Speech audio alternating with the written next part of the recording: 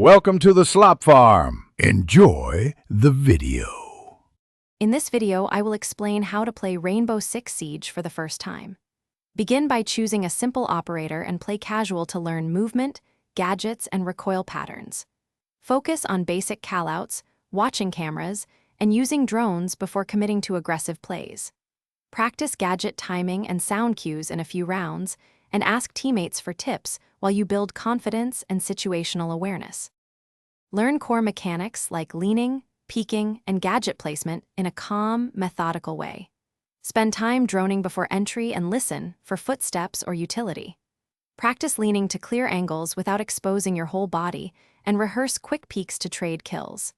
Keep track of gadget usage and coordinate with teammates so you always have utility when it matters most, improving every round with intentional practice. If you're enjoying this guide, please subscribe and like so I know to make more helpful videos.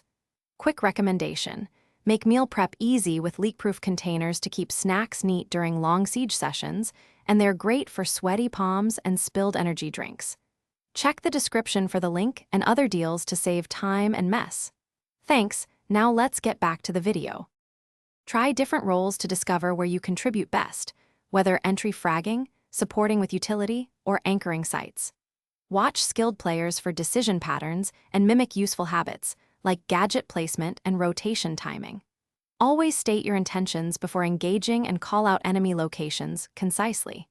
Small role clarity helps teams perform smoothly and reduces confusion during clutch moments, accelerating your learning curve and teamwork. Thanks for watching. Consider subscribing if we helped you today.